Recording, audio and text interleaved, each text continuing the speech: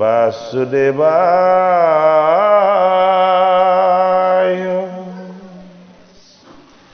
जन्मनैसायत्वन्नयदितरतचर्तचविज्ञचरत् तेने ब्रह्मारिणा यदि कवये मुञ्जन्ते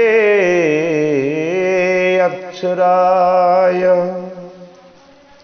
तेजो वर्मिदं यथा विनिमयो यत्तते चग्रो मिषा धन्नासेना सदनिरष्टकुहुकं सत्यं परं धीमहि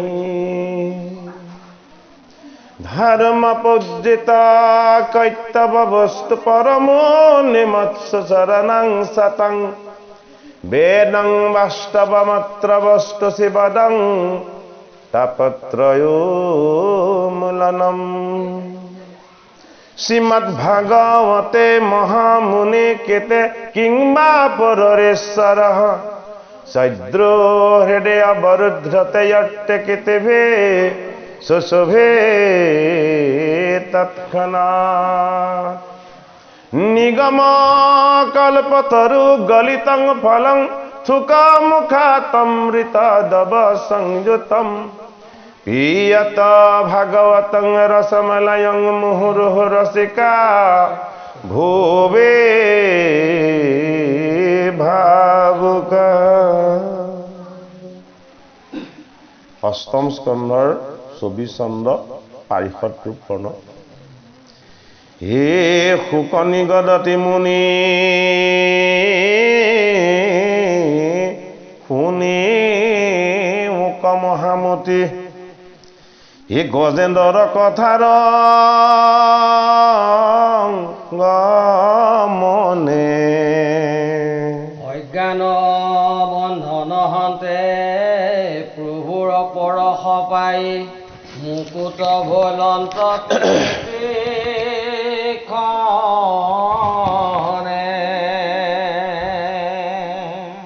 চাহি আছে সভাসদ ভৈলা দিব্য পাৰিষদ হে কমনীয় পৰম উজ্জ্বল শ্যামতন প্ৰকাশয় দেখি ইয়াতি সুখী হৈ মৰকত সমান নিৰ্মল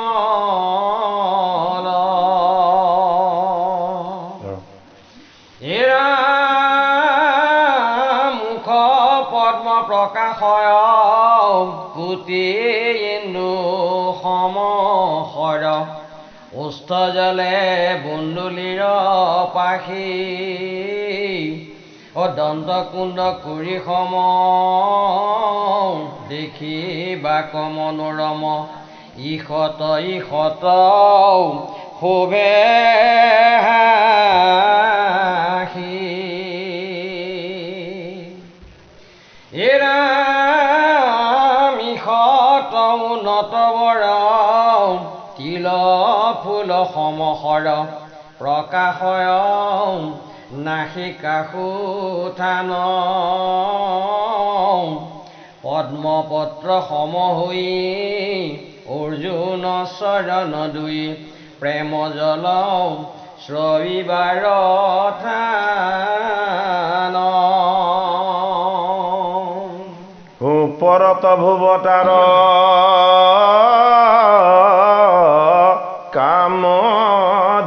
সমসৰ ভাঙ্গি ধৰি কৰিছ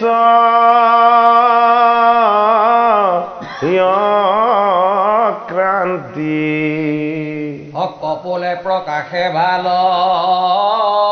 ৰত্ন তিলকতাত ওপৰত অলকাৰ পান্তি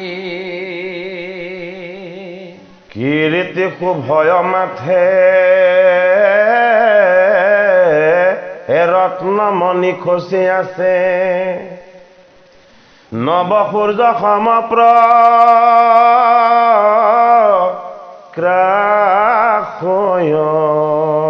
দুই কৰ্ণে জলমল মকৰ কুণ্ডল ভাল তাৰ কান্তি মুখ বিৰাজ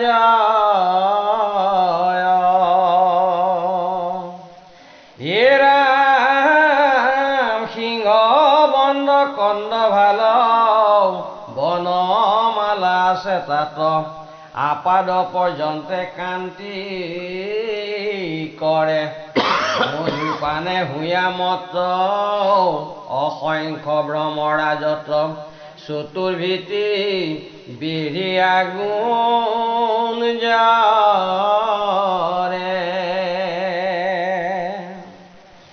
পদ্মৰ মৃণাল পায় চাৰি বাহু প্ৰকাশয় আজানুনবিত মনোহৰ কিশলয় সমসৰ আঙুলি চম্পাৰ কৰ নখমণি চন্দ পতন্তৰ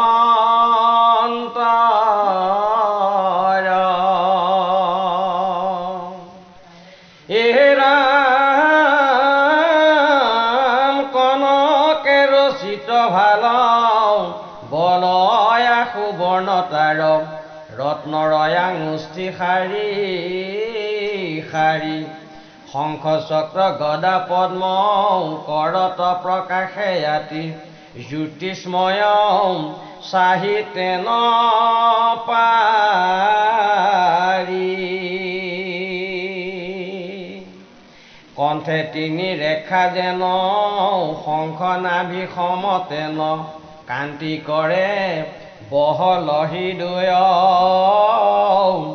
মুক্তা হীৰা সুবৰ্ণৰ নানা মণি আছে তাত দেখি আতি আনন্দ মিলয় এ যেন অস্ত্ৰৰ পত্ৰ হে তিনি ৰেখা সমন্বিত সুন্দৰ উদৰ প্ৰকাশয়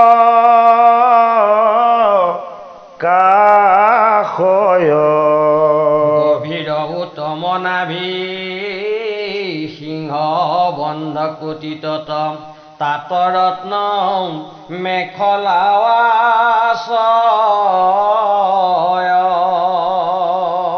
পাটভূনি বিভূষিত উৰুদৈ সুবলিত অকৰি কৰ সমান বৰতুল জংঘা দুই মনোনীত দুখানি চৰণ দেখি আৰকত সমান ৰাতুল ভাগৱতৰ অষ্টম স্কন্ধত চাৰিটা বস্তু বিশেষত্ব দিয়া হৈছে। প্ৰথম দিছে গাহ গজেন্দ্ৰ উপাখ্যান, দ্বিতীয়ত দিছে সমুদ্ৰ মন্থন, তৃতীয়ত দিছে বলি চলন আৰু একেবাৰে শেষত দিছে মৎস্য চৰিত্ৰ। গাহ গজেন্দ্ৰ উপাখ্যান ভাগত শুকমুনি গুৰু ভগৱানে পাণ্ডৱৰ নাতি পৰীক্ষিতক সপ্তম স্কন্ধত যেতিয়া বৈকুণ্ঠৰ দুজন পাৰিষদ বৈকুণ্ঠৰেই বৈষ্ণৱ আৰু ভকতৰ দুখত বা কোপত পৰি মৰ্ত্যত আহি অসুৰজনীত তামসজনীত জন্ম ল'ব লগা হ'ল।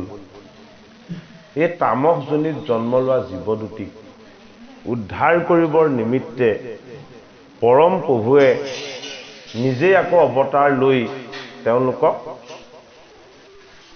মুখ্য দান কৰি উদ্ধাৰ কৰিছে। সপ্তম স্কন্ধত প্ৰহ্লাদে ভগৱন্ত নৰসিংহ প্ৰভুক স্তুতি কৰি যেতিয়া সন্তুষ্ট কৰিলে, তেতিয়া প্ৰভুৱে কৈছে যে মই তোক এটা বৰ দিওঁ ল। এইটোকে প্ৰহ্লাদক আচলতে ক'ব বিচাৰিছে প্ৰভুৱে যে তই এই নৰতনু লাভ কৰি মোক যেতিয়া দৰ্শন পালি, তই এতিয়া মুখ্য লৈ ল। মুখ্য ল'লে কি হয়? মুখ্য ল'লে আৰু পাবলৈ ভগৱানৰ পৰা একো বাকী নাথাকে। তেতিয়া প্ৰহ্লাদে প্ৰভুক কৈছে অমুখ্য, যে মুখ্য তুমি লৈ লোৱা। তেতিয়া প্ৰহ্লাদে প্ৰভুক কৈছে যে মই অকলে যদি মুখ্য লওঁ, মোৰতো দৈত্য শিশুসকল থাকি যাব, দৈত্যকুলটো বাকীসকলটো উদ্ধাৰ নহ'ব। যে আপুনি যদি মোক প্ৰকৃততে মুখ্য দি উদ্ধাৰ কৰিব বিচাৰিছে, তেতিয়াহ'লে আমাৰ এই দৈত্য শিশুসকলকো লগতে উদ্ধাৰ কৰি দিয়ক। এতিয়া প্ৰভুৱে কৈছে সেইটো নহ'ব নহয়, সেইটো নহ'ব। কৈছে যে কিয় নহ'ব? বোলে এওঁলোকে মুখ্য লাভৰ কাৰণে যিকেইটা ঐশ্বৰিক গুণৰ প্ৰয়োজন হয়, সেইকেইটা গুণৰ গৰাকী হ'ব পৰা নাই। তুমি সেইখিনি গুণৰ গৰাকী হৈছা। এতিয়া প্ৰহ্লাদে কৈছে যে তেতিয়াহ'লে মই ইয়াতে থাকিম। বোলে কিয়? আমাৰ এই দৈত্য শিশুসকলেও যাতে মই যিদৰে গুৰুৰ কৃপাত হৰি ভকতি কৰি মুখ্য সুখৰ আনন্দ ল'বৰ কাৰণে মই আপোনাৰ বৰ পাবৰ যোগ্য হৈছোঁ, এই সমস্ত আমাৰ কুলটোৰ সকলোৱে যাতে এনেকুৱা ধৰণৰ এটা আশীৰ্বাদ লাভ কৰিবৰ কাৰণে যোগ্য হয়। সেইটো কাৰণে হে প্ৰভু, আপোনাক কেনেকৈ ভকতি কৰিলে এওঁলোকে আপোনাৰ মুখ্যৰ দৰে আনন্দ ভাগ ল'ব পাৰিব, মই সেইখিনিয়ে যাতে ইয়াত কৰি থাকিব পাৰোঁ, আপুনি মোক সেইটোকে বৰ দিয়ক। ভাগৱত শাস্ত্ৰত এইটোৱেই দেখুওৱা হৈছে যে আমি ব্যক্তিগতভাৱে ভালটো কেৱল আমাকেই লাগে, যে আমাৰ নিজৰ ভাল হোৱা মানে মংগল হোৱা বা শুভ হোৱা। কিন্তু ভাগৱত শাস্ত্ৰই কৈছে যে ভালটো তুমি বিলাই দিয়া, সকলোকে বিলাই দিয়া। যদি তুমি সকলোকে ভালটো ভগাই দিব পাৰা, তেতিয়াহ'লে তোমাৰ ভালটো লোৱাৰ যিটো আনন্দ সাৰ্থক হ'ব আৰু এই আনন্দটো তোমাৰ বেছিকৈ বাঢ়ি যাব। এই আনন্দ, হৰিৰ আনন্দৰ পথটোত দৈত্যকুলতো যদি ইমানখিনি সুবিধা আছে, পৰীক্ষিত নৃপতিয়ে প্ৰশ্ন কৰিছে গুৰু শুকদেৱক যে যদিহে দৈত্যৰ কুলতো ইমানখিনি সুবিধা ঈশ্বৰে দিছে, তেতিয়াহ'লে সকলোৱেনো হৰিক ভজি পেলাই কিয় মুখ্য সাধন নকৰে?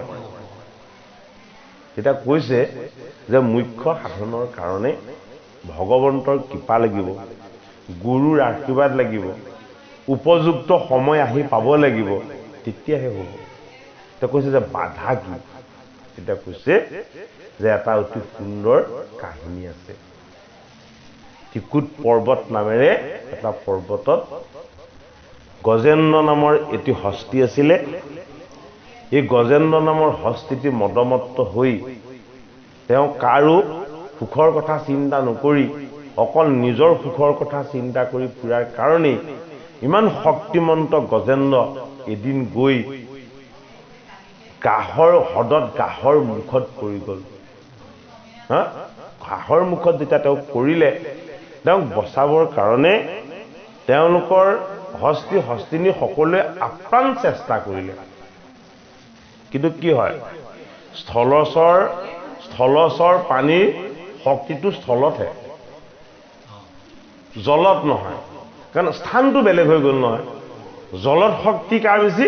জলৰ শক্তি জলচৰ পানী, গাহৰ শক্তিহে তাত বেছি হ'ব। গজেন্দ্ৰই যিমান যত্ন কৰিলেও তাৰ শক্তি সামৰ্থ্যই গাহক কেতিয়াও পৰাভৱ কৰিব নোৱাৰিব। এতিয়া এই গজেন্দ্ৰই কাৰো পৰা যেতিয়া সহায় ভিক্ষা কৰি তেওঁ ৰক্ষা পাব নোৱাৰিলে, তেতিয়া তেওঁৰ পৰম প্ৰভুলৈ মনত পৰিলে, ভগৱন্ত প্ৰভুলৈ। তেতিয়া তেওঁ কায় বাক্য মন এক কৰি ভগৱন্ত প্ৰভুত শৰণ ল'লে আৰু ভগৱন্তক খুৰডালেৰে সৈতে সমৰ্পিত হৈ এপাহ পদ্ম হাতত লৈ বুলি কৈছে। আচলতে পদ্মটোৱে নিষ্কাম ভক্তি তত্ত্বটোক বুজায়। সেইটো কাৰণে নিষ্কাম ভক্তিটোৱেই হ'ল আচলতে সেই পদ্মপাহ, যে এতিয়াতো আৰু মোৰ মৃত্যু আহি গ'ল, যে মোৰতো এতিয়া জীয়াই থকাৰ আশাও নাই, গতিকে হে পৰম প্ৰভু, হে কৃপালু ঈশ্বৰ, মই তোমাৰ চৰণ চিন্তা কৰিছোঁ আৰু তোমাকেই মই কৈছোঁ, এই সংকটৰ পৰা তুমি উদ্ধাৰ কৰাৰ বাহিৰে মোক বেলেগে উদ্ধাৰ কৰিব নোৱাৰে। ভাগৱত শাস্ত্ৰৰ ৮ম স্কন্ধত আমাক এই কথাটো সুদৃঢ় কৰিব বিচাৰিছে, যিহেতু আমাৰ দেহটো ৰজগুণী, মনটো তমগুণী, সত্যগুণী, আমাৰ শুভ চিন্তনৰ পৰিমাণটো আমি সংসাৰত পৰি থকা জীৱ, গতিকে আমাৰ মাজত খুব কম থাকে। আমাৰ অহংকাৰৰ পৰিমাণটোৱে আচলতে বেছিকৈ প্ৰকট হয়। তথাপিতো অহংকাৰী আমাৰ এই দেহটোৱে আচলতে, দেহটোৱে ৰজগুণী অহংকাৰ। এই অহংকাৰী দেহটোত আমাৰ যেতিয়া কিবা অকণমান ছিদ্ৰ লাগে, ভবামতে যদি নহয়, কোৱা মতে যদি নকৰিলে মানে তেতিয়া আমাৰ ছিদ্ৰ লাগি যায়, আমাৰ নিজৰে নিজৰ ছিদ্ৰ লাগে। তেতিয়া কি হয়, আমাৰ গুণবিলাক কমগুণলৈ গতি কৰে। ত্ৰিকুট পৰ্বত বুলি কৈছে গজেন্দ্ৰৰ স্থানখনত। ত্ৰিকুট পৰ্বত মানে হ'ল আধ্যাত্মিক অৰ্থত আচলতে অহংকাৰ। অহংকাৰটোক বুজাবৰ কাৰণে পৰ্বতক ব্যৱহাৰ কৰা হয়। জীৱৰ মায়াটোক বুজাবৰ কাৰণে মৎস্য আৰু জলক ব্যৱহাৰ কৰা হয়। বস্তুখিনি প্ৰতীক অৰ্থত আচলতে চিম্বলিক অৰ্থত আচলতে প্ৰকাশ কৰা হৈছে। ৮ম স্কন্ধ হ'ল ভাগৱত ভগৱন্তৰ সোঁহস্ত পদ্ম, বাংময় মূৰ্তি। সোঁহাতখন কিহৰ প্ৰতীক? ভগৱন্তৰ। সোঁহাতখন হ'ল ভগৱন্তৰ 4টা তত্ত্বৰ প্ৰতীক। ভগৱন্তৰ কাৰণ 2 ভুজৰ তত্ত্বৰ কথাহে ইয়াত অনা হৈছে, যে বাম হস্তখন হ'ল কিহৰ? মায়া দূৰ কৰাৰ শক্তি আৰু সামৰ্থ্য। বাংময় মূৰ্তি ভগৱন্তৰ। 7ম স্কন্ধ হ'ল বাম হস্ত পদ্ম। এতিয়া আমাৰ বাম পাশত কি থাকে? আমাৰ বাম পাশত আমি বিবাহৰ সময়ত আমাৰ ভাৰ্যাক সদায় বাম পাশে ৰখা হয়, হয়নে বাৰু? ক'ৰবাত অনুষ্ঠানত সেৱা সৎকাৰ কৰিবৰ সময়তো আমাৰ ভাৰ্যাক সদায় বাম পাশত ৰখা হয় দেই। বাম পাশটো হ'ল আমাৰ মায়াৰ প্ৰতীক, আৰু আমাৰ সোঁ পাশটো কিহৰ প্ৰতীক? সোঁ পাশটো হ'ল ভক্তিৰ প্ৰতীক। ভক্তিৰ মালিক কোন? ভক্তিৰ মালিক ভগৱান। আৰু এই ভগৱানৰ ভক্তিৰ মালিকৰ অংশ কি? আমাৰ এই জীৱটো হ'ল পুৰুষ। সেইটো কাৰণে পুৰুষক কিনি থৈছে, পুৰুষ তত্ত্বক থৈছে সোঁফালে। ভাৰ্যাগৰাকী কি? ভাৰ্যাগৰাকী হ'ল সংসাৰৰ মায়াৰ প্ৰতীক। সেইটো কাৰণে তেওঁক ৰাখিছে ক'ত? তেওঁক ৰাখিছে বাম পাশত, হয়নে বাৰু? এতিয়া আমাৰ 2টা বস্তু আছে, যে বাম পাশত মায়া আৰু সোঁ পাশত ভক্তি। ভক্তিৰ পথত যিটো আটাইতকৈ ডাঙৰ বাধা, সেই বাধাটোৱে ৮ম স্কন্ধত আনিছে। সেই বাধাটোৱে হ'ল কি? সেই বাধাটোৱে হ'ল আমাৰ অহংকাৰবিলাক। এই অহংকাৰবিলাকেই হ'ল গজেন্দ্ৰ। আমাৰ অহংকাৰ যিমানে বেছি হ'ব, অহংকাৰ বেছি হ'লে আমাৰ পৰাই উৎপত্তি হোৱা পাপৰ পৰিমাণটো বেছি হ'ব। পাপটো আপুনি মোক জাপি দিব নোৱাৰে, এখেতকো মই জাপি দিব নোৱাৰোঁ। আমাৰ কৰ্মৰ ফলত পাপটো নিজে নিজে সঞ্চিত হ'ব বা নিজে নিজে উৎপত্তি হ'ব। কিন্তু পাপটো জাপি দিব নোৱাৰে হয়, ইজনে সিজনৰ কিন্তু পাপটো খণ্ডন কৰি দিব পাৰে। ভাগিটো আমি হওঁৱেই, প্ৰতি পদে পদে আমি খোজকাঢ়োতে কীট পতংগ কেইটামান ধৰক মৰিছে অজানিতে, আমি জানো সেইটো পাপৰ গৰাকী হোৱা নাই? যদি আমি জীৱৰ আধ্যাত্মিক দৃষ্টিৰে চাওঁ, কোনোবা এজনলৈ অকণমান ধৰক বেয়াকৈ চাই দিলোঁ দেই, যেনে খং কৰিলেও কওক, কেতিয়াবা আমি মানুহক নোজোকাওঁ জানো? বা চিনাকি মানুহ এজনী ৰাস্তাইদি আহি আছে ইফালৰ পৰা, নাই ই খং কৰিব কেতিয়া? ইয়াক যদি নমতাকৈ গুচি যায়, ই খং কৰিব, গতিকে নামাতো। তেনেকুৱাও কৰা হয় কেতিয়াবা, কাৰণ আমি কিছুমান ধেমালি ধুমুলা কৰিও ভাল পাওঁ, মানে এই আমাৰ মাজলৈ আহিব পৰা এনেকুৱা ধৰণৰ আমাৰ পৰা উৎপত্তি হ'ব পৰা যিবিলাক পাপৰ কাৰণ, এই কাৰণটোৰ নামেই হ'ল গজেন্দ্ৰ। গজেন্দ্ৰ মানে আমাৰ ৰজগুণী তমগুণী অহংকাৰ। এই গজেন্দ্ৰৰূপী ৰজগুণী তমগুণী অহংকাৰৰ পৰা আমাৰ পাপ উৎপত্তি হয়। পাপটো অহংকাৰতকৈ শক্তিশালী। অহংকাৰতকৈ পাপ কিয় শক্তিশালী? অহংকাৰৰ পৰা পাপৰ উৎপত্তি হয়। সেইটো কাৰণে পাপৰ প্ৰতীকটোৱে হ'ল ৮ম স্কন্ধত গ্ৰাস। গ্ৰাস মানে পাপ, গজেন্দ্ৰ মানে অহংকাৰ। এতিয়া অষ্টম স্কন্ধৰ যুদ্ধখন অহংকাৰ আৰু পাপৰ মাজত চলিছে। এই যুদ্ধখন কিমান দিন চলিলে? এদিন দুদিন নহয়, এবছৰ দুবছৰ নহয়, এই যুদ্ধখন চলিলে 1000 বছৰ। 1000 বছৰ যেতিয়া কিবা এটা সমস্যা চলি যায়, তেতিয়াহ'লে তাৰ সমাধান সূত্ৰ এটা ঈশ্বৰে উলিয়াই দিয়ে। এতিয়া গজেন্দ্ৰই কি কৰিলে যে এইখন যুদ্ধত মোৰ মৃত্যুটো নিশ্চিত। গজেন্দ্ৰৰ মৃত্যু নিশ্চিত হ'ল, কিন্তু ভাগৱতত আমি এতিয়া যি পাঠ কৰিছোঁ এয়া হ'ল গজেন্দ্ৰৰ পাৰিষদ ৰূপ। সমস্ত ভাগৱত শাস্ত্ৰ ভাগতেই দশম স্কন্ধত কৃষ্ণৰ গোপীসকলৰ প্ৰতি স্তুতি আছে। দশম স্কন্ধৰ অন্তিমত বেদগণে ভগৱন্তক বেদস্তুতি কৰিছে, বহুত দীঘলীয়া। সপ্তম স্কন্ধত প্ৰহ্লাদ, ব্ৰহ্মা সকলোৱে নৰসিংহ প্ৰভুক স্তুতি কৰিছে। এনেকৈ ভাগৱতৰ স্তুতিৰ যথেষ্টখিনি পদ আছে বা ভগৱন্তৰ বন্দনা আছে। কিন্তু অষ্টম স্কন্ধত গজেন্দ্ৰই যি স্তুতি কৰিছে, এই স্তুতিতকৈ দীঘলীয়া স্তুতি ভাগৱত শাস্ত্ৰত বেলেগৰ নাই। গজেন্দ্ৰই যেতিয়া অতি অনুনয় বিনয় হৈ যে মই পশু জাতিত জন্ম ল'লোঁ, মই গোটেই জীৱনটো ভোগবিলাক আনন্দকে কৰিলোঁ, মই তোমাক কেনেকৈ ভজিব লাগে হে প্ৰভু মই নাজানিলোঁ, অন্তিমতো মই গাহৰ মুখত পৰি মই তোমাক মনত পেলাব পৰা নাই, মোৰ শক্তি সামৰ্থ্যবিলাককে মনত পেলাইছোঁ, মোৰ দৰে পাপী, মোৰ দৰে পাপী, এনেকুৱা এটা জীৱই তোমাক ভক্তি কৰিবৰেই যোগ্য নহয়, মই ইমান পাপৰ ভাগি যে মোৰ কাৰণে মৃত্যুটোৱে আটাইতকৈ শ্ৰেষ্ঠ, কিন্তু হে প্ৰভু তুমি যে মোক কৃপা কৰি গাহৰ মুখ তোমাৰ চক্কৰে ফালি তুমি যে মোক উদ্ধাৰ কৰিলা, তোমাতকৈ পতিত পাৱন শ্ৰেষ্ঠ দেৱ কোন আছে? ভাগৱত শাস্ত্ৰই আমাক এইটোৱে শিকাইছে যে আমি ভগৱানক যেতিয়ালৈকে ভক্তিভাৱেৰে স্তুতি উপাসনা নকৰিম, তেতিয়ালৈকে আমাৰ অহংকাৰবিলাক পাপবিলাক দূৰ নহ'ব। ভগৱানক যদি আমি ভক্তি শ্ৰদ্ধা কৰি ভকতকেই আমি ঈশ্বৰমূৰ্তি বুলি জ্ঞান কৰি আমি যদি ভাগৱত শাস্ত্ৰকেই ভগৱানৰ ৰূপ বুলি আমি ধৰি লৈ আমি যদি ইয়াতেই যদি আমি ভগৱন্তৰ চৰণৰ সেৱাৰ যদি কেনেবাকৈ অকণমান আশীৰ্বাদৰ ভাগ ল'বলৈ ইচ্ছা কৰোঁ, তেতিয়াহ'লে আমি 3 বস্ত্ৰ লৈ বা শুদ্ধ গুৰু পৰম্পৰাৰ বস্ত্ৰ লৈহে আচলতে আমি এই শাস্ত্ৰভাগ শ্ৰৱণ কীৰ্তন কৰোঁ। এই শাস্ত্ৰভাগ শ্ৰৱণ কীৰ্তন কৰিবলৈ অহাৰ সময়তেই আমি ঘৰতেই সাৱধান হওঁ প্ৰত্যেকেই, যে ভাগৱত পাঠ আছে, গীতা পাঠ আছে, যে অনুষ্ঠান ভাগলৈ এটা পবিত্ৰ মন পবিত্ৰ ভাৱ লৈ আমি যাব লাগিব। প্ৰত্যেকৰে সেইটো ধাৰণা, আপোনালোকৰ কি নাজানো, কিন্তু আমি এইটো অনুভৱ কৰিব পাৰিছোঁ যে ভাগৱত পাঠ বুলি ক'লে আচলতে সকলোৱে ভয়ো কৰে আৰু অত্যন্ত শ্ৰদ্ধা ভক্তিও কৰে। এতিয়া সেইটোকে কৈছে যে ভগৱন্তৰ প্ৰতি যদি ভয় হয়, ভগৱন্তৰ প্ৰতি যদি ভক্তি হয়, ভগৱন্তৰ প্ৰতি যদি শ্ৰদ্ধা হয়, গজেন্দ্ৰৰ কি ৰূপ হ'ল? পাৰিষদ ৰূপ হ'ল। এই পাৰিষদ ৰূপটো ঈশ্বৰৰ কৃপাত লাভ হয়। ভাগৱত শাস্ত্ৰ ভাগত ঈশ্বৰৰ ৰূপ বৰ্ণনা বহুত কৰা হৈছে, কিন্তু ষষ্ঠ স্কন্ধত বিষ্ণুৰ পাৰিষদৰ ৰূপ বৰ্ণনা হৈছে। যেতিয়া যমদূত কেইজনক এই বৈকুণ্ঠৰ পাৰিষদ 4জনে সহায় কৰিছিল। অষ্টম স্কন্ধত গজেন্দ্ৰৰ পাৰিষদ ৰূপ বৰ্ণনা কৰা হৈছে। এই শাস্ত্ৰভাগ বৈকুণ্ঠৰ শাস্ত্ৰ। বৈকুণ্ঠৰ শাস্ত্ৰত কাল আৰু মায়াৰ স্পৰ্শ নাই।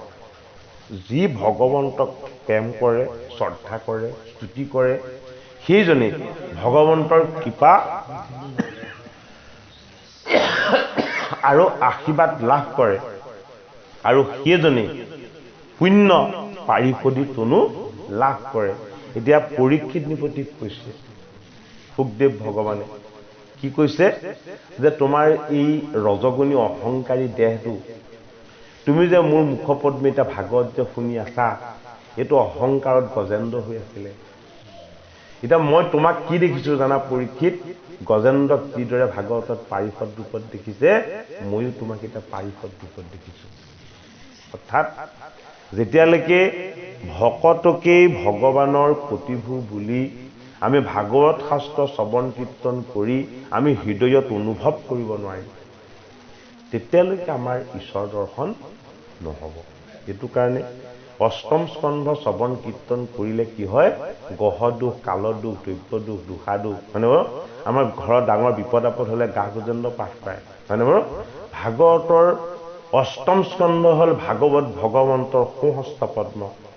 ভগৱন্তৰ সোঁ হাতখনত কিমান শক্তি সামৰ্থ্য আছে গোটেই গোবৰ্ধন পৰ্বতটো দাঙি ধৰিবৰ কাৰণে মাত্ৰ এটা আঙুলিৰহে প্ৰয়োজন হৈছিলে গোটেই গোবৰ্ধন পৰ্বতটো তেওঁ ধাৰণ কৰিবৰ কাৰণে কেৱল এটা আঙুলিৰ প্ৰয়োজন হৈছিলে গতিকে এখন হস্ত পদ্ম তেওঁ কি অষ্টম স্কন্ধ অষ্টম স্কন্ধৰ যদি আমি পাঠখিনি ভালদৰে শ্ৰৱণ কীৰ্তন কৰি আমি হৃদয়ত যদি ভগৱত প্ৰেম আমি জগাই তুলিব পাৰোঁ তেতিয়াহ'লে ভাগৱতত যিদৰে অষ্টম স্কন্ধত ভগৱান আৰু ভকত দুইজনৰে বন্দনা হৈছে এতিয়া আমিও ঈশ্বৰৰ অংশ শুদ্ধ জীৱ ঈশ্বৰৰ পবিত্ৰতাখিনি পুণ্যখিনি আমি যদি কেনেবাকৈ অকণমান ভাগ ল'বলৈ ভগৱন্তৰ কৃপা পাওঁ তেতিয়াহ'লে আমিও উদ্ধাৰ হ'ব পাৰিম এই সুদৃঢ় বিশ্বাসটো আমাক ভাগৱত শাস্ত্ৰ ভাগে দিছে কৃষ্ণ কোমল আঙুলি ছয়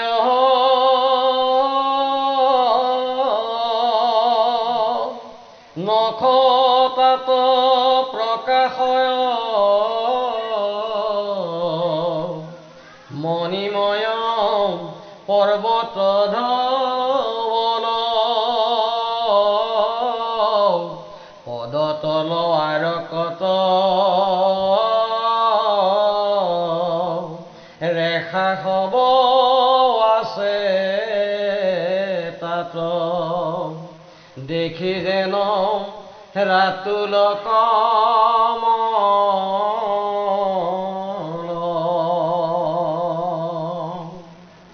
নুপুৰ সুবৰ্ণময়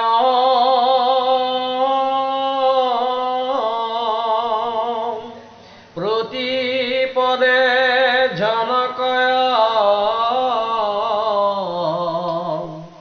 গুল্ফ দুই কৰায় ভূষিত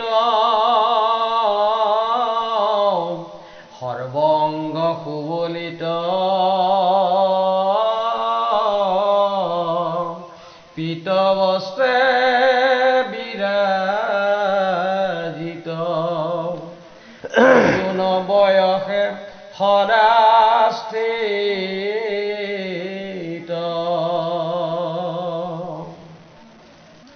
হে ৰাম হেন মহাদিব্য ৰূপ লোভিলন্ত গজৰায় প্ৰভু সমে চিনন যায় ভকতিৰ প্ৰসাদত ভৈলা দিব পাৰি সদম শ্ৰীবৎস কৌস্তভ মাত্ৰ নাই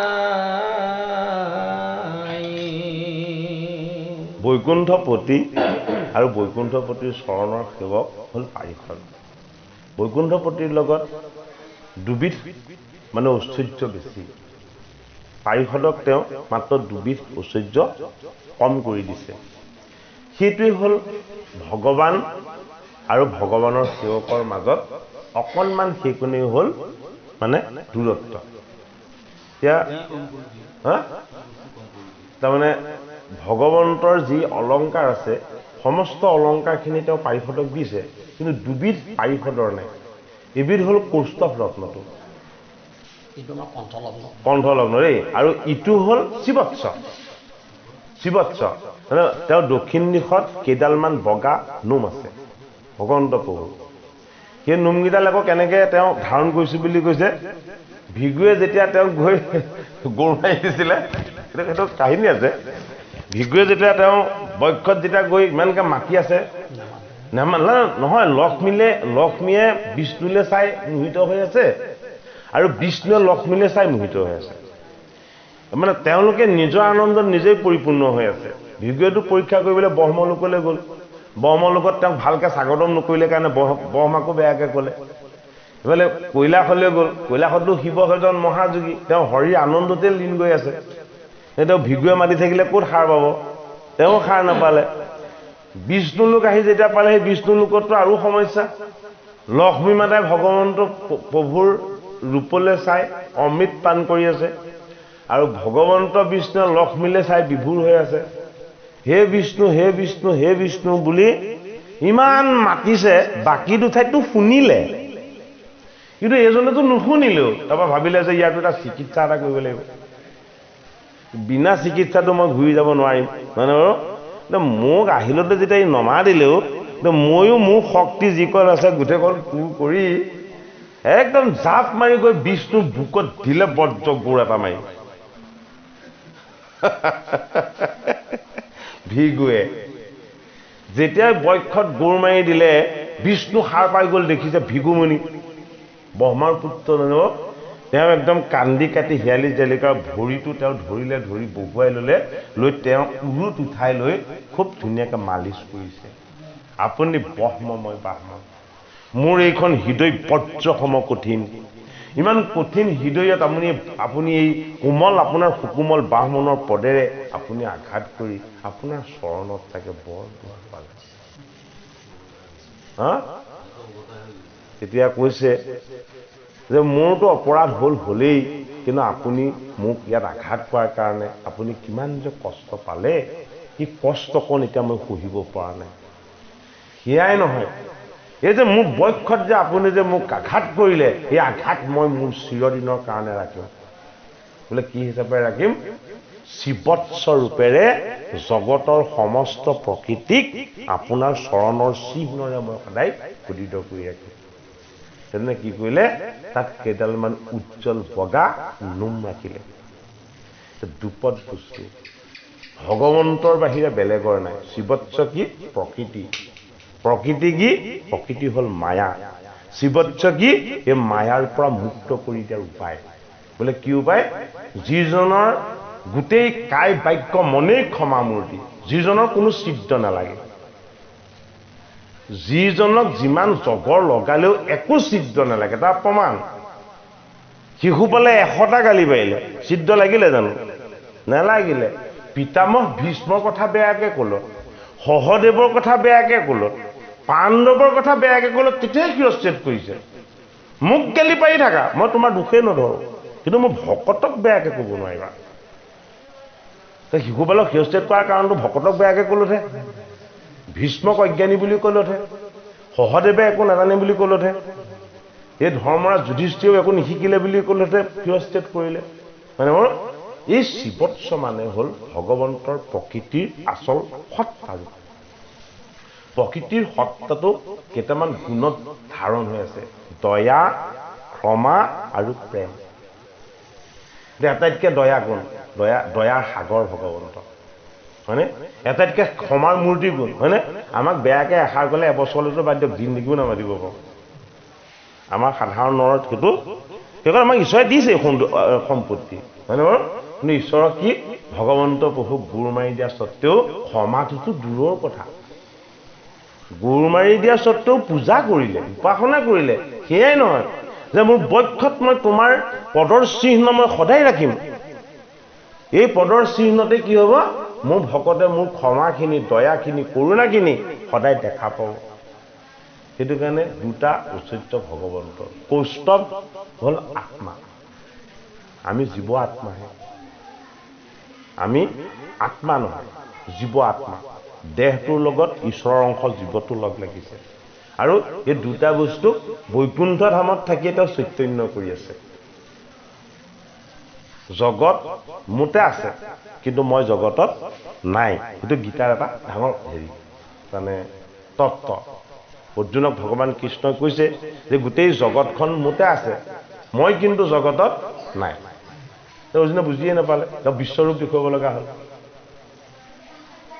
ক্ষেত্ৰজ্ঞ বিভাগ যুগত সেইখিনি তত্ত্ব কথা ক'ব লগা হ'ল গোটেই প্ৰকৃতি পুৰুষৰ তত্ত্ব গোটেইখিনি ভেদ কৰি দিব লগা হ'ল এতিয়া অষ্টম স্কন্ধত আমাক এই বস্তুটো দেখুৱাব বিচাৰিছে যে ঈশ্বৰতকৈ তোমাৰ কোনো বিশেষ কম নাই ঈশ্বৰৰ লগত সদায় দুটা বস্তুৱে আমাতকৈ বেছি এটা কি ঈশ্বৰ হ'ল সত্য শুদ্ধ সনাতন অখণ্ডিত আৰু আনন্দময় আমি কি আমাৰ এমূৰত জন্ম সিমূৰত মৃত্যু আমি জন্ম মৃত্যুৰ মাজত বান্ধ খাই থকা জীৱ সেইটো কাৰণে আমাৰ এই শিৱৎস বুলি কোৱা স্বতন্ত্ৰতাখিনি বা সম্পূৰ্ণ স্বাধীনতাখিনি বা সনাতন শক্তিখিনি আমাৰ নাই আৰু কি কৌস্তৱ মানে হ'ল সকলো জীৱৰ আত্মাকে যি চৈতন্য কৰি ৰাখে জীৱ আত্মাৰ মণিটোৰ নামেই পুস্তক অৰ্থাৎ কি বোলে মই পিন্ধি আছো কাৰণে তুমি কৈ আছা মই পিন্ধি আছো কাৰণে গোটেই জগত বাচি আছে বৰ্তি আছে আৰু যিদিনাখন মই ইয়াক এৰি দিম তেতিয়া কি হ'ব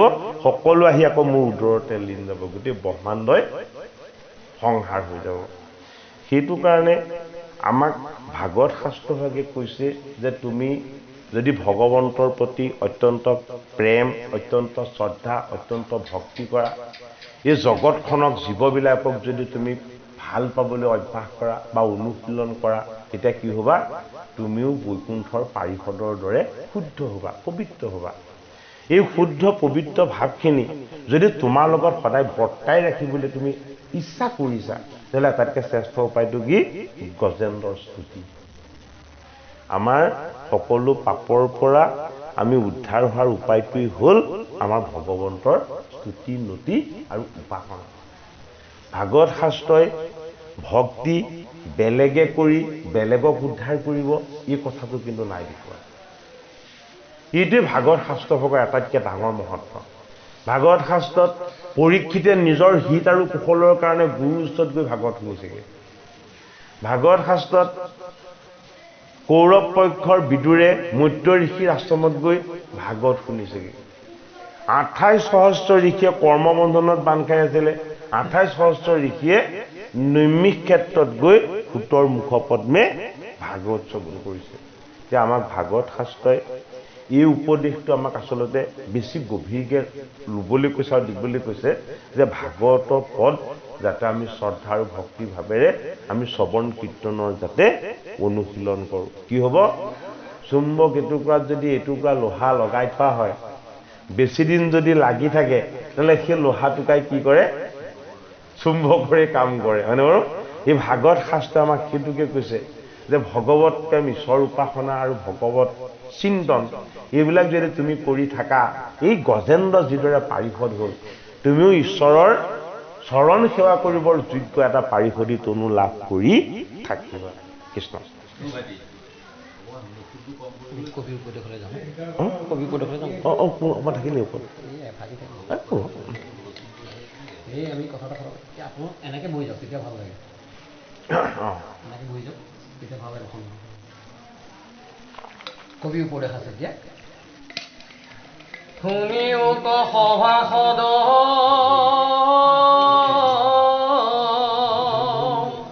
মহাভাগৱত পদ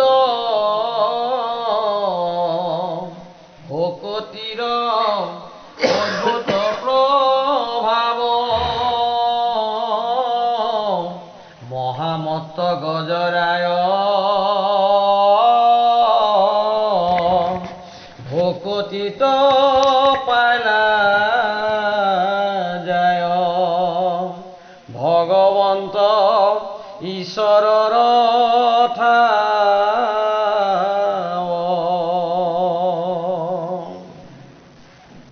ঘোৰ কলি যুগে পাই সৰ্বধৰ্ম নাশ ভৈলা সন্ত সূৰ্যৰ উদয় কৃষ্ণ পদে কৰি আস চাপা সন্ত সূৰ্য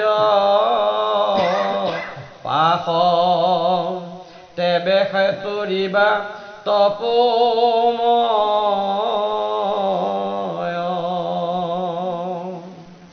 প্ৰণাম শ্ৰীধৰ স্বামী জগতৰ গুৰু তুমি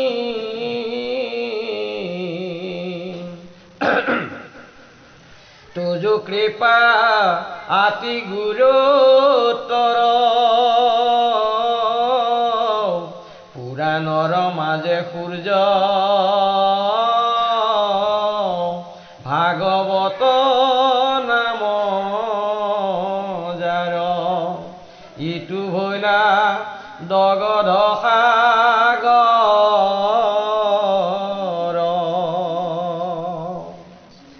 তাহাৰ মথিয়া তত ভাৱাৰ্থ অমৃত মত প্ৰকাশিলা লোকক কৃপায়ে মোৰ মন মধুকৰ তুজু পদ কমলৰ ৰসক পিউক সৰ্বদা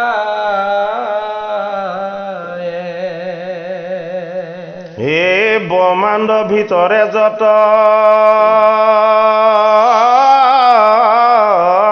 সাধু আছে অসংখ্যাত নাৰদ প্ৰহ্লাদ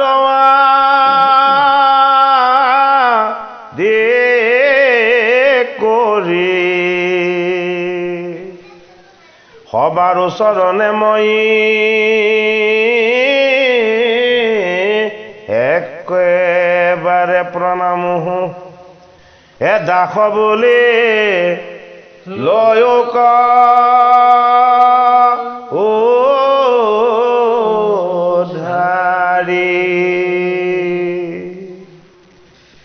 ৰাম ৰাম নাম মুখে যাৰ বৈষ্ণৱত সদাৰতী অসন্তৰ সংগ যাৰ নাই যদি বা দুৰ্বৃত হয় সুবৃত কবা যদি সমস্তকে প্ৰণাম সদায়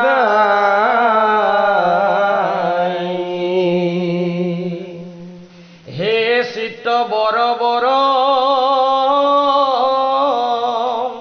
ৰামক নিচিন্ত তয়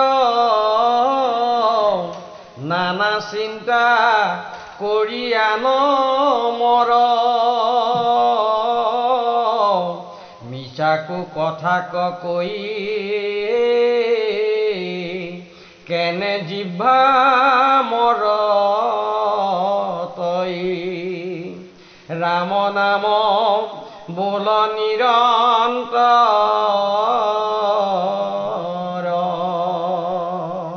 হে কৰ্ণ শুন ৰাম নাম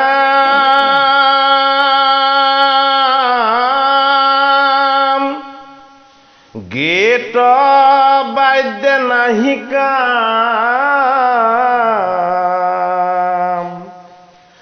চক্ষু দেখ সবে ৰাম মোৰ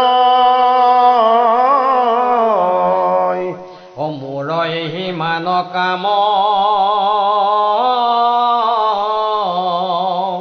পুৰিও ক প্ৰভু ৰাম ৰাম ৰাম বোলা সাধু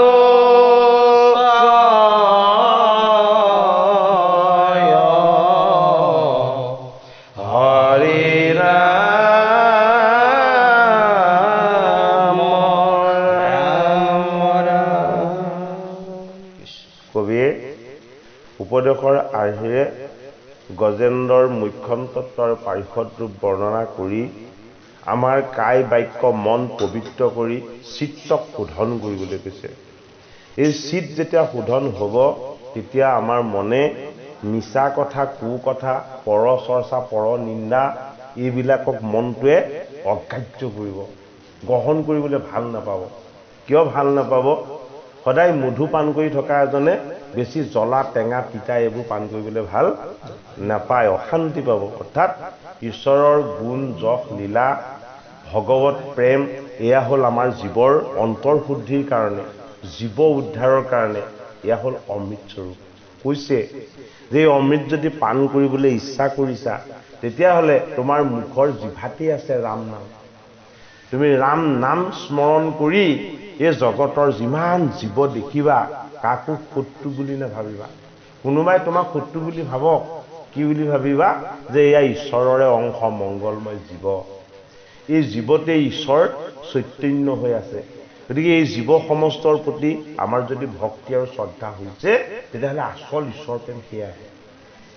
সেইটো কাৰণে প্ৰত্যেককে দেখাৰ লগে লগে ভাগৱত শাস্ত্ৰ আমাক কি অনুভৱ কৰিবলৈ কৈছে যে এয়া হ'ল ৰামৰ চৈতন্য ৰূপ ৰাম মানে কোন পৰমাত্মা পৰমাত্মাৰ চৈতন্য ৰূপটোৱে হ'ল জীৱবিলাক এই জীৱবিলাকক ঈশ্বৰ বুলি জ্ঞান কৰিব যদি পৰা যায় তেতিয়াহ'লে কোনোবাই জগৰ লগালেও সেইটো জগৰ বুলি ধৰা নাযাব সেইটো কাৰণে এইটো হ'ল আমাৰ ভাগৱত শাস্ত্ৰই দিয়া আত্ম উপদেশ কৈছে যে ৰাম নাম আমাৰ কৰ্ণৰ ৰন্ধেৰে যদি হৃদয়ত প্ৰৱেশ কৰায় এয়াই ঈশ্বৰৰ আচল বস্তু এয়াই ঈশ্বৰৰ পবিত্ৰতা এই ভাগ আমি লৈ আমি ভগৱন্তৰ চৰণৰ ছত্ৰ ছায়াত আমি ঠাই পাব বিচাৰোঁ তেতিয়া কি হ'ব গজেন্দ্ৰই যিদৰে ভক্তি কৰি ভগৱানক ভজি ভগৱানক উপাসনা কৰি পাৰিষদী তনু পোৱাৰ লগতে ভগৱন্তৰ আশীৰ্বাদৰ ভাগ পালে আমিও নৰ হৈ বা জীৱ হৈ এই পৃথিৱীতে আহিলোঁ জন্ম ললোঁ আমাৰো ভগৱত উৎকৰ্ষ সাধন কৰি আমাৰ জীৱটোকো আমি হৰিৰ চৰণত সমৰ্পণ কৰি আমি ভগৱন্তৰ আশীৰ্বাদৰ ভাগ লাভ কৰিব পাৰিম তাক গজেন্দ্ৰই লয় কিয় এটা হস্তীৰ ৰূপ পালে গজেন্দ্ৰনো কি সিদ্ধ লাগিছিলে যিটো সিদ্ধ লাগি ইন্দ্ৰদুম্ন ৰজা হিচাপে সিংহাসনত বহি হৰিৰ ভকতি কৰি তব্বত পালন কৰা এইজন ইন্দ্ৰদুম্নই এটা প্ৰকাণ্ড হস্তি ৰূপেৰে তামস জনিত আহি বা ইতৰ পানীৰ জনিত আহি কিয় জন্ম ল'ব লগা হয় ভাগৱত শাস্ত্ৰই আমাৰ নৰৰূপী নৰ কি নৰ হ'ল হৰিৰ মূৰ্তি সেইকাৰণে গুৰুজনাই ঘোষা ঘোষোতে কি বুলি ঘোষিছে নৰ হৰি বুলি ঘোষিছে কিয় নৰ হৰি বুলি ঘোষিছে আমি হৰিত ভকতি কৰিবৰ যোগ্য আমি হৰিত কায় বাক্য মন অৰ্পণা কৰি আমি শৰণ ভজন লৈ আমি হৰি সেৱা সুখৰ আনন্দ ল'বৰ যোগ্য যিটো আমি নৰতনু পাইছোঁ এই নৰতনুটো আচলতে কি মুকুতিৰ দ্বাৰ এই মুক্তিৰ দ্বাৰ আমাক মুখ্য দিব বা মুক্তি দিব সেইটো কাৰণে নৰক গুৰুজনাই নৰ হৰি মূৰ্তি বুলি কৈছে নৰহৰি মূৰ্তিৰ দৰে ইন্দ্ৰদুম্ন ৰজাৰ এটা নৰতনু কিয়নো হস্তিৰ দৰে এটা কায়ত আকৌ আহি জন্ম ল'ব লগা হ'ল ভাগৱত শ্ৰৱণ কীৰ্তন কৰা যাতে নৰসকলৰ এই নৰতনু ত্যাগ কৰাৰ পাছত যাতে ইতৰ পানী হৈ জন্ম ল'ব লগা নহয় তাৰ প্ৰতিকাৰ হিচাপে ভাগৱতৰ পঞ্চম স্কন্ধত দিছে জড়ভৰতৰ আখ্যান আৰু অষ্টম স্কন্ধত দিছে গাহ গজেন্দ্ৰৰ উপাখ্যান ভাগৱত শ্ৰৱণ কীৰ্তন কৰা সকল আৰু কেতিয়াও তিন তৰু শিলা অথবা ইতৰ পানী হৈ আৰু জন্ম লাভ কৰিব নেলাগে কিয়নো ভাগৱত বৈকুণ্ঠৰ শাস্ত্ৰ এই শাস্ত্ৰ শ্ৰৱণ কীৰ্তন কৰা জনক তেওঁ তত্ত্ব অৰ্থ যদি নুবুজেও যিদৰে আমি জল খাই দিলে জলৰ কি গুণ নাজানিলেও আমাৰ তৃষ্ণাটো দূৰ হৈ যাব মানে অমৃত খাই দিলে যিদৰে আমি ঈশ্বৰৰ আনন্দৰ ভাগ পাম ঠিক সেইদৰে নজনা নুবুজাকে যদি কেনেবাকে এণ্টি ডিপ্ৰেশ্যন টেবলেট যদি 10টা মান খাই দিওঁ তেতিয়াহ'লে একেবাৰতে শেষ নজনাকে খালেও সি নিশেষ কৰিব কাৰণ তাৰ লগত সেইটো গুণ আছেই ভাগৱত হ'ল অমৃত তত্ত্ব আমি ইয়াৰ তত্ত্ব মৰ্ম অৰ্থ মহিমা নুবুজাকেও যদি এই পুণ্য পদ যদি আমি শ্ৰৱণ কীৰ্তন কৰোঁ আমাৰ জীৱতে পুণ্যৰ ঈশ্বৰৰ যি অমৃতৰ ভাগ এই অমৃতৰ ভাগ পাব কিন্তু অমৃতৰ ভাগ পাবলৈ হ'লে আমি আমাৰ জীৱনটো কেনেদৰে সংস্কাৰী কৰি ল'ব লাগিব এই সংস্কাৰত কি কি শোধনৰ প্ৰয়োজনীয়তা আছে মানে সেইখিনি আমি শিকি ল'ব লাগিব ক'ত শিকাব আমাক শাস্ত্ৰভাগে শিকাব সেইটো কাৰণে এতিয়া সুকমুনি পৰীক্ষিত নিপতীয়ে সুধিছে যে বৈকুণ্ঠৰ পাৰিষদী তনুৰ যোগ্য এই গজেন্দ্ৰইনো কিয় এনেকুৱা এটা তামস জনিত আকৌ আহি জন্ম ল'ব লগা হ'ল এতিয়া গজেন্দ্ৰৰ পূৰ্ব কথা এতিয়া আমি আমাৰ পদচন্দলে গজেন্দ্ৰৰ পূৰ্ব বিদ্যান্তৰ বিষ্ণুৰ উপদেশ কৃষ্ণ আমি এতিয়া আচলতে এক্সপায়াৰ্ড হা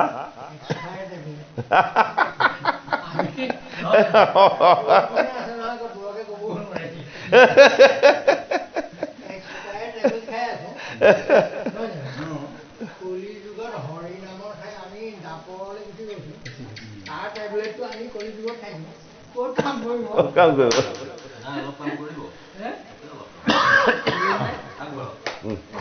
কাম কৰিব কিন্তু আমি মুখ্যত যাব নোৱাৰোঁ এইটো আচল সুখটো নাপাওঁ বাৰু যে নহওক কৃষ্ণ সেইকাৰণে আমি যুগ ধৰ্ম সদায় কৰিব লাগে এতিয়া আমি এতিয়া কিছুমান কথা কওঁ সেইকাৰণে ওলাইছে কাৰণে কৈছোঁ যে পৰম্পৰা আমি চলি থাকোঁ স্কুলৰ লৈ যে তেনেকৈ পৰম্পৰা ৰাখিবলৈ কাৰণে আমি বা কিছুমান পিছলৈ যাবগৈ লাগিব তাহানিখন আমি জংঘলত আছিলোঁ তেতিয়া আমি জংঘলত আছিলোঁ তাহানি কেঁচা ঘৰত আছিলোঁ তাত আমি কেঁচা লিকুলত আছিলোঁ তেতিয়াও এইবিলাক হ'ল আমাৰ পৰম্পৰা কিছুমান এতিয়া আমি পৰম্পৰা যেনেকৈ আমি কিছুমান বস্তু এৰিছোঁ পৰম্পৰাও কিছুমান যিবিলাক আমাৰ বিজ্ঞানসন্মত নহয় আৰু ভাগৱতে বিজ্ঞানসন্মত সেইকাৰণে কৈছে ভাগৱত হ'ল হেৰি জ্ঞান বিজ্ঞান তদং ৰহস্য ভাগৱত হ'ল এখন জ্ঞানীয় তদৰস্ত আপুনি সেইকাৰণে বিজ্ঞান ভিত্তিত আপুনি আহিব লাগিব আমি কিছুমান পৰম্পৰা মানিলে লাভ নাই হয়নে যেনেকৈ আমি হাতটো ধুব লাগিব চাবোন দি মাটিত দিলে আমাৰ এতিয়া কাম নহয় কিন্তু আমি এতিয়া মাটিত ধুমগৈ নেকি মাটিত আমাৰ ৰাউণ্ড আপ মাৰি দিয়ে সেই বস্তুটো আগৰ সেইবোৰ নাছিলে ঠিক ভাগৱত শাস্ত্ৰ আমাক সেইটোৱে কৈছে যে সেইবিলাক এৰা আগৰবিলাক মই তোমালোকক উদাহৰণে দিছিলোঁ তোমালোক মূলতে আহা মুখ্যত আহে কিন্তু তোমালোকে বুজি নাপালা সেইকাৰণে ভাগৱতৰ প্ৰথম স্কন্ধ কৈছে কিন্তু তোমালোকে সেইবিলাকে ধৰি আছে সেইকাৰণে কৈছে কলিত আৰু বেলেগ নাই ভাগৱত শাস্ত্ৰই লোৱা কিন্তু দুৰ্ভাগ্যই আমি আগৰবিলাকে ধৰি আছোঁ যেনেকৈ পুৰণা কৰি ল'বলৈ কিন্তু আমি বাস্তৱলৈ আহিব লাগিব বাৰু যি নহওক এতিয়া গজেন্দ্ৰনৰ পূৰ্বতে কি আছিল কেনেকৈ বাজনাই কৈছে এতিয়া সেইখিনি আমি এতিয়া পদৰ বন্ধ যাম হেৰা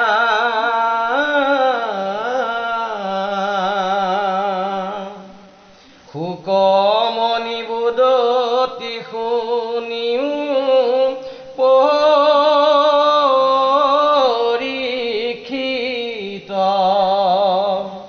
হেন বাহয়ত যো মনত বিদিত হে গজেন্দ্ৰ পূৰ্বৰ জন্মে কিবায়া চিলে কোন দোষে আহি হেন জনম পাইলে ইহাৰ উত্তৰতে বে শুনিও যতনে গজেন্দ্ৰৰ পূৰ্ব কথা কহোঁ ৰংগ মনে এ হৰি ভক্তি প্ৰধান দা বীৰদে নাম ইন্দ্ৰদুম্ন ৰাজা ভৈলাই অনুপাম হে ৰাম সমস্ত দেৱত খ্যাত বিষ্ণুত ভকত নিশ্চয় কৰিছে ৰাজা হৰিক মনত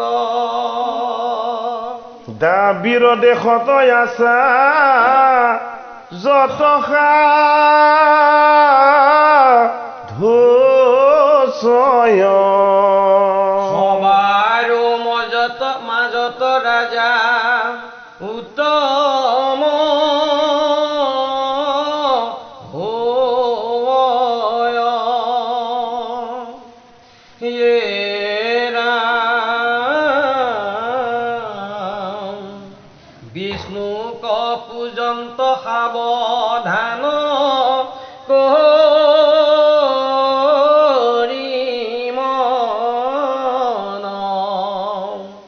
ৰাম কৃষ্ণ আদি নাম কৰন্ত কীৰ্তন মলয়া পৰ্বতে দিব আশ্ৰম আশ্ৰয় তাতে থাকি মাধৱক নৃপ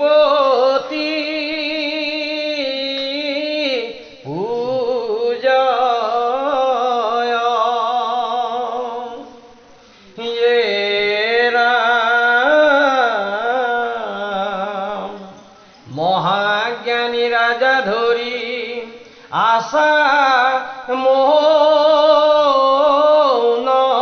ব্রত মাথে জটাধারত পয়সাত সদারত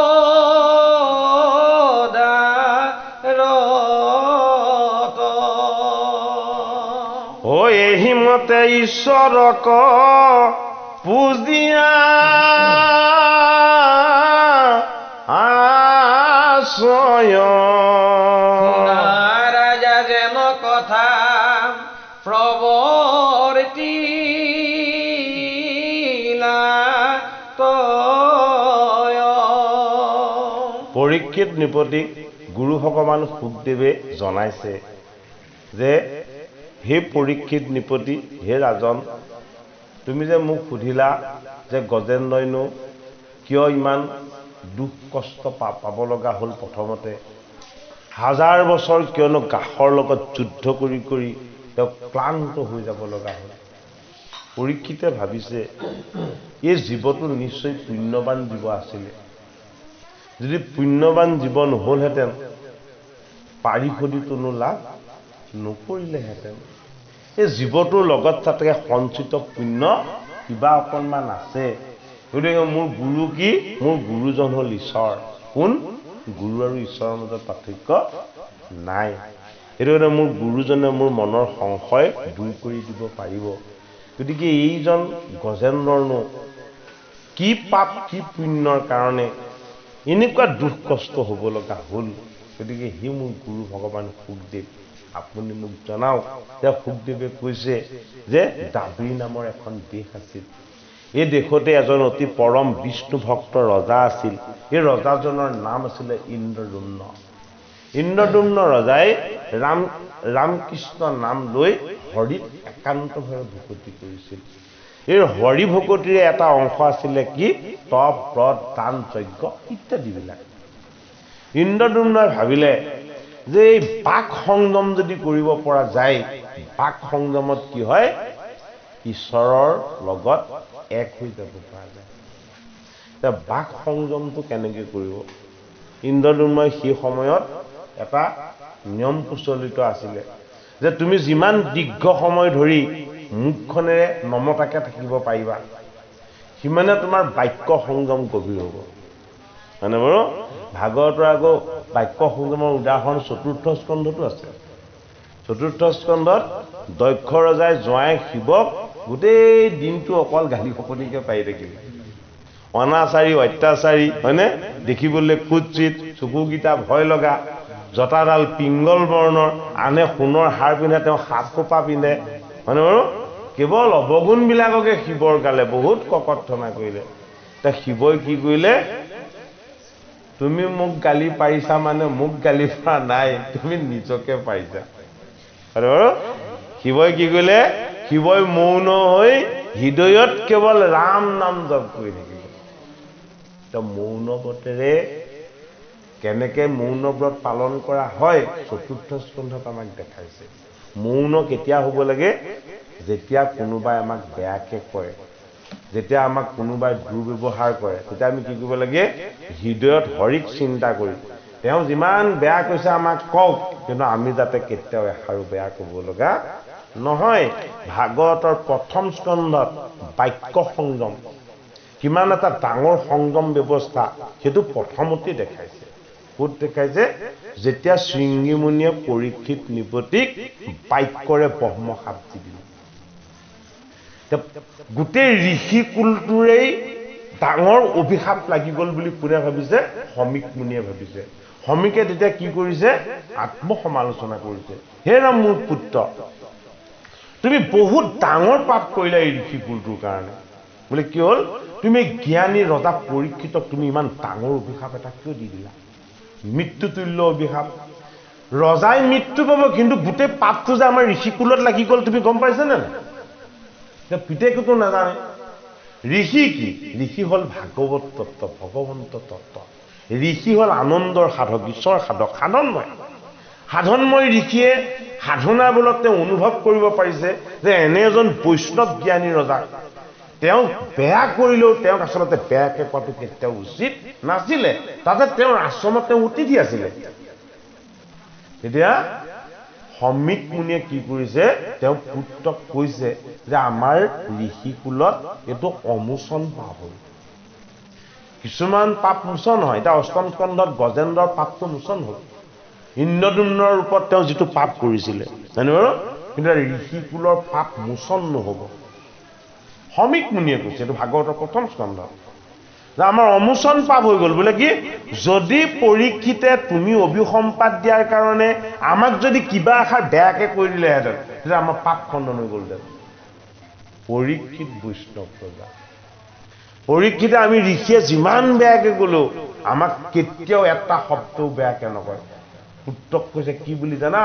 তুমি দিয়া অভিসম্পাতক পৰীক্ষিতে এদিন বৰ বুলি ক'ব আৰু হয় পৰীক্ষিতেতো সেইটোকেহে ক'লে যে আশীৰ্বাদ মোক আচলতে গালি সপনিটো বাদৰে কথা কি বুলি কৈছে মোক অভিশাপ দিয়া নাই এই দুৰ্ঘুৰ কলিযুগত দুখ কষ্ট যান্ত্ৰণা ভোগ কৰি এই দেহৰ মায়ামোহৰ বন্ধনত মই তামস এটা দেহ লৈ জুনি লৈ মই জন্ম লৈ থকাতকৈ মই ভগৱন্ত পৰম গতি প্ৰাপ্ত কৰাটোৱে মোৰ এটা শ্ৰেষ্ঠ উপায় তেনে তৰুণ কালতে পৰীক্ষিতে কেনেকৈ মৃত্যু ল'লে সৌনক আদি সহস্ৰ ঋষি সেইটো প্ৰথম প্ৰশ্ন ভাগৱত প্ৰথম প্ৰশ্ন সেইটোৱে যে তৰুণ কালতে পৰীক্ষিতে কেনেকৈ মৃত্যুক ল'লে ইমান নিষ্কাম ভাৱনা তেওঁ হৃদয়লৈ কেনেকৈ আহিলে এতিয়া ভাগৱত শাস্ত্ৰই আমাক ভাগৱত বিচাৰটো দেখুৱাইছে আমি ইজনে সিজনক দেখিলে কি বুলি কওঁ ভকতে কেতিয়াও ইজনে সিজনক দেখিলে কৃষ্ণ নাম উচ্চাৰণ নকৰাকৈ নাথাকে চাব হয়নে নহয়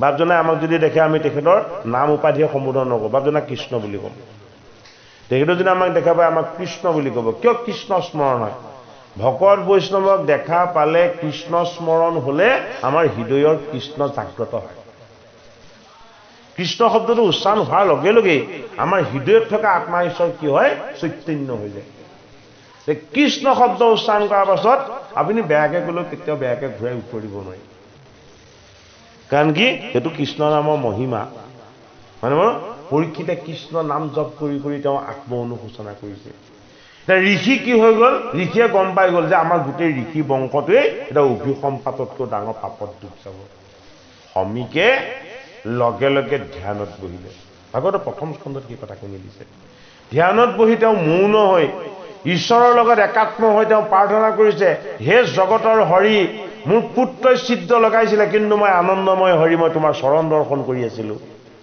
মইতো তোমাৰ পাপৰ ভাগ বিচৰা নাছিলোঁ মোৰ ঋষিকুলত তুমি কিয় ইমান অমোচন পাপ আনি দিলা তেতিয়া হৰিয়ে কৈছে যে মুঠ যেতিয়া তুমি আকৌ সাধনা কৰি তোমাৰ পাপৰ প্ৰায়শ্চিত্তৰ কাৰণে যেতিয়া তুমি মোক স্তুতি কৰিছা গোটেই ঋষি কুলটোৱে এবাৰ উদ্ধাৰ হ'ব সেইটো কাৰণে ভাগৱতৰ প্ৰথম স্কন্ধত 28 সহস্ৰ ঋষিয়ে যজ্ঞ কৰ্ম কাণ্ড এই সকলোবিলাক বাদ দি নৈমিষ ক্ষেত্ৰত ভাগৱত শ্ৰৱণ কৰিলে এই নৈমিষ ক্ষেত্ৰত পৰীক্ষিতে ভাগৱত শুনি মুখ্য সাধনৰ আনন্দ তত্ত্বলৈ গতি কৰিলে বুলি গম পোৱাৰ কাৰণে 28 সহস্ৰ ঋষিয়ে নৈমিষ ক্ষেত্ৰত ভাগৱত শ্ৰৱণ কৰি পৰীক্ষিতে যি পুণ্যৰ ভাগ পালে সেই পুণ্যৰ ভাগটো লৈ ল'লে কি হ'ল ঋষিকুলৰ যি অমোচন পাপ আছিলে সেই অমোচন পাপটো দূৰ হৈ গ'ল এতিয়া অমোচন পাপটো বৰ মানে যান্ত্ৰণাদায়ক বস্তু অমোচন পাপ কালি আহিছিলে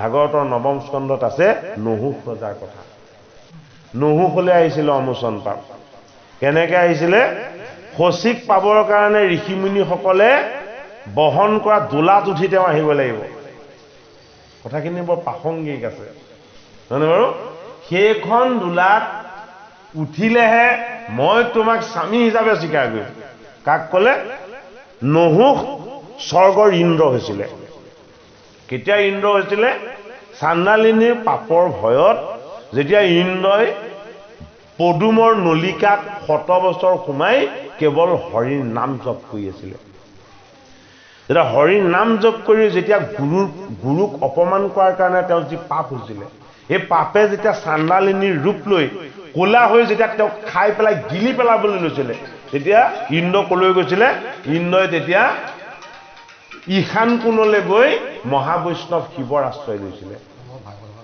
ভাগৱত শাস্ত্ৰৰ এইটোৱেই ডাঙৰ কথা যে ভকত বৈষ্ণৱে কিন্তু আশ্ৰয় ক'ত লয় বৈষ্ণৱত লয় ভগৱন্তত প্ৰত্যক্ষভাৱে আশ্ৰয় লোৱাৰ ব্যৱস্থাটো নাই শিৱ কি বৈষ্ণৱ ইন্দ্ৰই যেতিয়া বৈষ্ণৱ শিৱৰ ওচৰলৈ গৈ শিৱক যেতিয়া ক'লে হে ভোলানাথ হে ঈশান এই চাণ্ডালিনীৰ পাপে মোক এতিয়া গিলি পেলাব মোক ৰক্ষা কৰা এতিয়া শিৱই কি ক'লে হেৰৌ চাণ্ডালিনী স্বৰূপ পাপ বৈষ্ণৱত আশ্ৰয় লোৱাৰ পাছতো তই কিয় আহিছ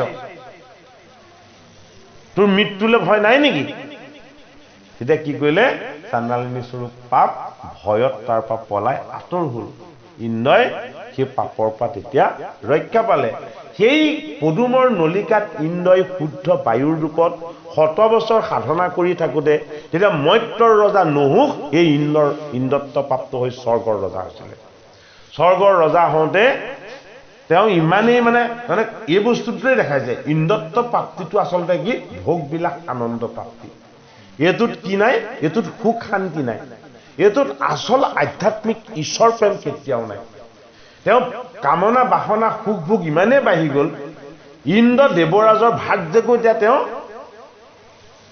পত্নী হিচাপে পাবলৈ লাগে আৰু কষ্টিয়ে সেইটো কাৰণে এটা চৰ্ত ৰাখি দিলে যে মোৰ স্বামী হ'ব পাৰিবা কিন্তু মোৰ স্বামী ইন্দ্ৰক ঋষিসকলেও পূজা কৰে ইমানেই শ্ৰেষ্ঠ তেওঁ ঋষিসকলে কান্ধত উঠাই অনা তুমি দোলাত উঠি আহিব লাগিব অৰ্থাৎ নহুকৰ একেবাৰে নিশেষৰ যিটো ব্যৱস্থা সেইটোৱেই এতিয়া ঋষিসকলক দোলা বহন কৰি দিবলৈ ৰজাই যাম বুলি ক'লে ঋষিয়ে নিবই লাগিব এওঁ কামনা বাসনা বেছিকৈ জাগ্ৰত হৈছে সোনকালে শশীৰ ওচৰ পাবগৈ লাগে ঋষিসকলে ভগৱত চিন্তন কৰিহে খোজ দিব নহুকে যিমান স্পীডত যাবলৈ ক'লেও নাযায় নহয় কাৰণ গমন গম্ভীৰ বচন গম্ভীৰ নাভি কমল ভকত বৈষ্ণৱৰ খোজ কাকল গহীন গম্ভীৰ চঞ্চল নহয় সেইমতেহে যাব লাহে লাহে যোৱাৰ কাৰণে ঋষিসকলক বেত্ৰাঘাত কৰিলে কোবালে ঋষিসকলে ঠেকেচ মাৰি নহুকক নমাই দুহাত দাঙি কৈ দিলে অজগৰ হৈ জন্ম লবি তই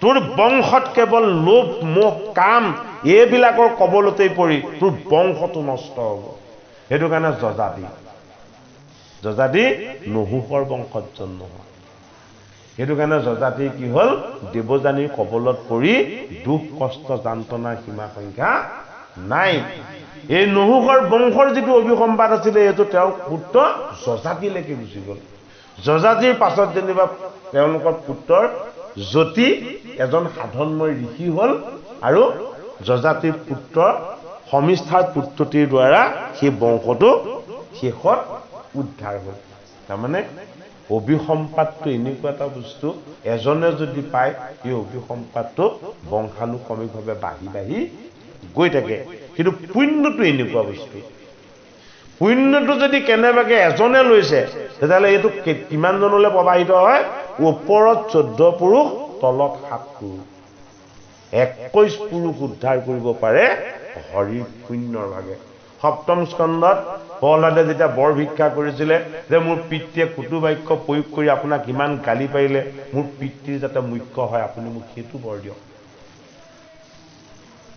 নৰসিংহ প্ৰভুক কওঁতে তেতিয়া নৰসিংহ প্ৰভুৱে কৈছে হেৰৌ প্ৰহ্লাদ তই এইটোকহে বুজি নাপালি মোৰ এইটোহে দুখ লাগিছে বোলে কি তোৰ দৰে বৈষ্ণৱ পুত্ৰ যিদিনাখনি জন্ম হ'ল সেইদিনাই তহঁতৰ বংশৰ 21 পুৰুষ উদ্ধাৰ হ'ল মই উদ্ধাৰ কৰিবলৈ এতিয়া বাকী নাই এইটো বৰ আগতেই সিদ্ধন হ'ল হয়নে তোৰ ভকতিৰ বলত বিষ্ণুৰ ভক্তিৰ বলত তোৰ ওপৰৰ 14 পুৰুষ আৰু তই মৃত্যুৰ পাছতো 7 পুৰুষ তোৰ এই ভক্তিৰ বলত উদ্ধাৰ হৈ থাকিব সেইটো কাৰণে প্ৰহ্লাদৰ পুত্ৰ হ'ল বিৰোচনৰ পুত্ৰ হ'ল বলি হয়নে নহয় বলিও বৈষ্ণৱ হোৱা নাই জানে বামন প্ৰভুৱে তেওঁক দৰ্শন দিবলৈ অহা নাই জানে মানে এই পুণ্যৰ প্ৰবাহটো তেওঁলোকৰ তাৰমানে 7টা জেনেৰেশ্যনলৈকে প্ৰবাহটো প্ৰবাহিত হৈ থাকিলে